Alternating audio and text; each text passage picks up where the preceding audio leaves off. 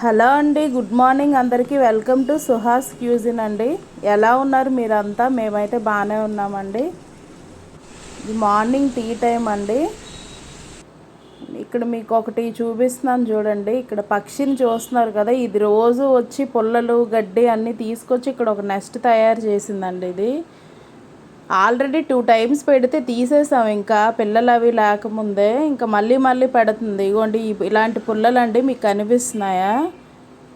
ఈ పుల్లలు తీసుకొచ్చి పెడుతుందండి రోజు. అందులో మరి పిల్లలు ఉన్నాయో లేదో తెలియదు, కానీ గూడైతే గట్టిగానే పెట్టిందండి. చూసారా ఎంత ఉందో గడ్డి అంతాను. అదే మీకు సరదాగా షేర్ చేశాను చూస్తారని.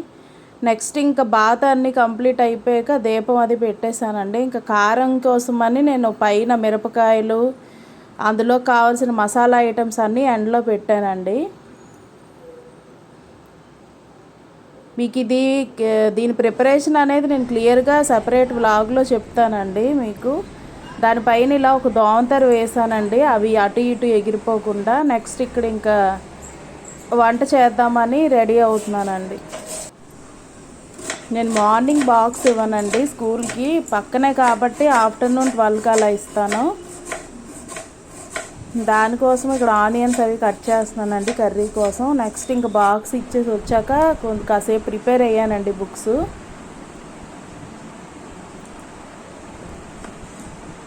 నేను మళ్ళీ టెట్కే ప్రిపేర్ అవుతున్నానండి ఎక్కువ మార్క్స్ కోసం.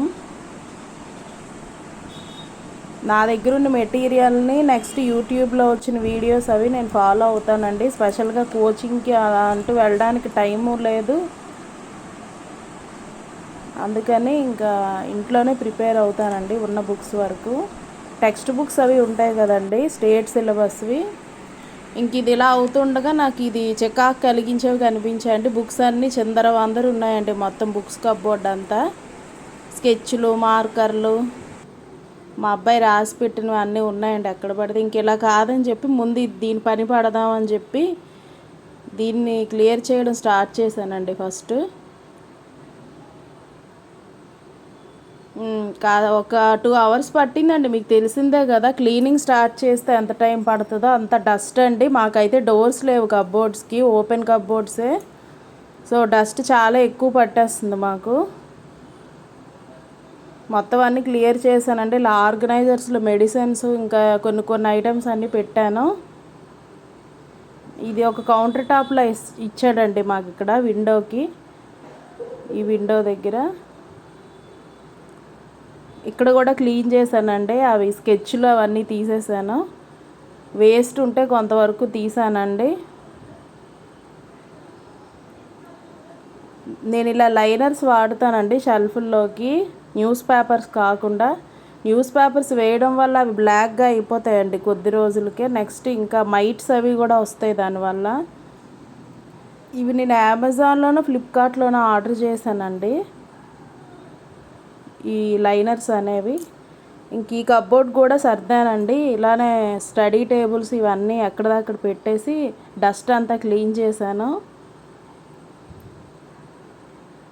ఇంక తెలిసిందే కదండి, ఇల్లు క్లీన్ చేస్తే ఖచ్చితంగా మాప్ పెట్టాలండి, మొత్తం అంతా డస్ట్ అయిపోతుంది. ఆటోమేటిక్గా బెడ్షీట్స్ కూడా మార్చాలి. సో నేను ఇదంతా మార్చానండి క్లీన్ చేసి.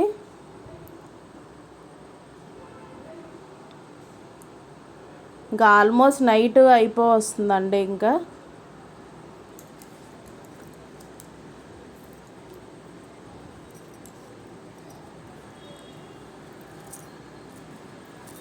చిన్న బెడ్ పెద్ద బెడ్ 2 చేంజ్ చేశాను అండి. ఫ్యాన్ కూడా క్లీన్ చేశాను, దానివల్ల ఏంటంటే డస్ట్ అంతా పడిపోయింది అదండి. ఇంక చూడండి టైం 6 అయిపోయిందండి. బాయ్ అండి. ఇదండి.